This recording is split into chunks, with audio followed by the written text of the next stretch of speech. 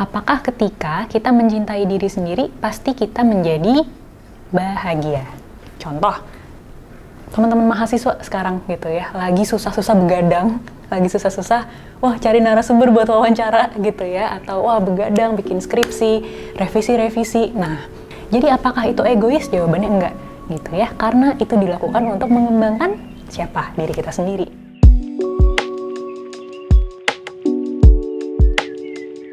Halo semuanya, perkenalkan saya Sheila Putri Fajrianti, salah satu psikolog yang ada di bagian Student Support Universitas Multimedia Nusantara.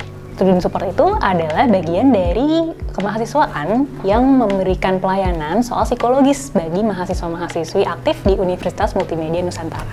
Mungkin kita bisa langsung aja masuk ya ke pertanyaan yang pertama buat hari ini, yaitu apakah self-love itu? Nah, sederhananya self-love itu adalah satu kondisi gitu ya, dimana kita itu melakukan serangkaian perilaku, serangkaian actions gitu ya, untuk mengembangkan diri kita sendiri. Berbagai aspek gitu ya, mulai dari mungkin secara fisik gitu, atau secara emosional, secara psikologis, secara akademis, secara intelektual, spiritual juga mungkin ya bisa. Jadi banyak banget aspek dalam diri kita yang bisa kita tingkatkan. Apakah self-love itu egois? Jawaban singkatnya adalah enggak. Nah, jawaban panjangnya adalah memang sih self-love itu identik gitu ya dengan aksi-aksi, dengan perilaku-perilaku yang membuat kita nyaman, yang membuat kita seneng. Ya, misalkan kita healing, atau kita pergi liburan gitu ya, atau lagi me time, seperti itu. Itu bagian dari self-love, bagaimana kayak kita merawat diri kita sendiri.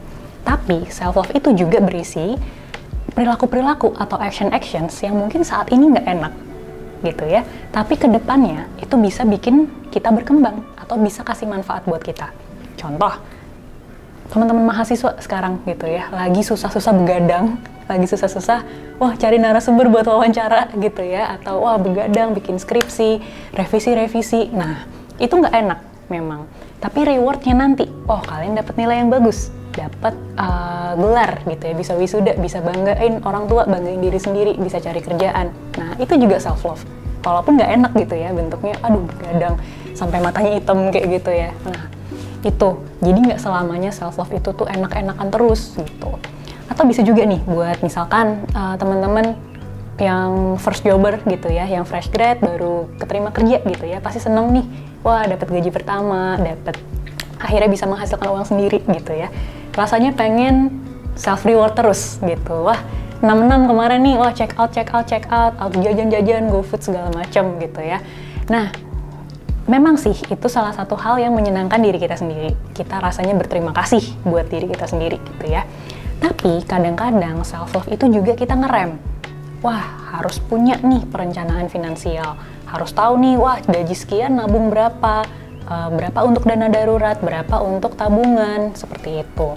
Memang nggak enak gitu ya, kayak membatasi diri, tapi itu juga bentuk dari self-love kita sendiri gitu. Supaya apa? Supaya kita ke depan bisa lebih ringan, bisa lebih dapetin manfaatnya, kayak gitu.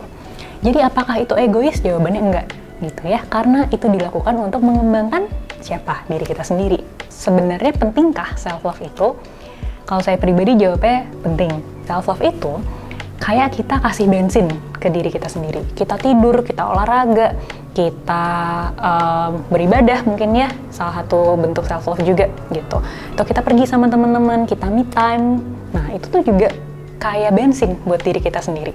Kita jadi ke recharge, kita punya bahan bakar gitu untuk melakukan kewajiban kita sehari-hari. Yang kuliah ya kuliah, yang kerja ya kerja, yang lagi berjuang skripsi ya berjuang skripsi. Mengapa orang tidak melakukan self love? Jawabannya mungkin cukup banyak ya, dan personal dari masing-masing orang. Tapi mungkin kalau bisa kita tarik jadi satu kesimpulan, bisa jadi karena kita tidak datang dari lingkungan yang membiasakan diri kita untuk menghargai diri kita sendiri. Apakah ketika kita mencintai diri sendiri, pasti kita menjadi bahagia? Sebenarnya kebahagiaan itu kembali lagi ya, sifatnya sangat-sangat personal bagi kita. Mungkin ada yang bahagia ketika mungkin ya bisa membahagiakan orang tua atau bikin orang tua bangga. Ada yang kebahagiaannya itu ketika pacarnya seneng gitu. Mungkin yang sudah berkeluarga gitu ya. Wah, asal anak gue seneng, gue juga seneng gitu. Jadi bahagia untuk setiap orang itu sifatnya sangat personal. Tapi ketika kita mencintai diri kita sendiri, kita membuka ruang untuk menjalani kehidupan dengan lebih ringan. Kehidupan itu kan nggak selamanya bahagia gitu ya. Pasti ada aja saat-saat dimana kita ngedown, saat-saat dimana apa yang kita harapkan tidak terjadi, atau terjadi sesuatu yang tidak kita harapkan. Nah, seperti itu. Ketika kita self-love atau kita mencintai diri kita sendiri, tidak pasti serta-merta membuat kita bahagia, tapi mempersiapkan diri kita untuk bisa menerima. Adakah peran self-love dalam menjadi diri yang kita mau atau dalam mengembangkan diri? Ada banget gitu.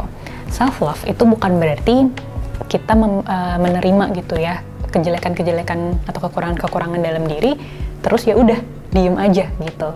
Tapi self-love itu menyadari dan pada akhirnya menerima gitu semua part yang ada dalam diri kita. Setiap orang kan punya ya bagian-bagian yang rasanya oke banget nih dalam diri kita. Kita punya nih kelebihan gitu ya. Self-love di situ pentingnya. Ketika kita menyadari, oh ternyata ada loh part yang masih kurang dalam diri saya. Ternyata ada part yang masih jauh dari kata sempurna dalam diri kita. Nah, disitulah self-love mulai bermain. It's okay loh kalau punya part yang masih buruk ini. It's okay punya part yang belum sempurna ini. Nah, self-love membuat kita bisa menerima dan pada akhirnya berusaha meningkatkan apa yang jadi kekurangan kita. Apakah kebutuhan self-love setiap orang itu akan berkembang dengan seiring perkembangan orang tersebut? Jawabannya pasti akan berubah gitu ya. Self-love-nya anak umur 7 tahun gitu ya, anak SD mungkin akan beda nih dengan teman-teman yang mungkin usianya SMA gitu. Akan berkembang lagi, akan beda lagi dengan teman-teman mahasiswa. Akan berkembang lagi, beda lagi gitu ya dengan teman-teman mungkin yang baru mulai masuk kerja gitu. Akan beda juga dengan mungkin yang baru berkeluarga, yang baru punya anak gitu ya, atau baru pindah kerja. Nah, self-love-nya pasti akan beda-beda banget tuh bentuknya. Tergantung dengan apa yang kita butuhkan di tahap kehidupan kita saat itu.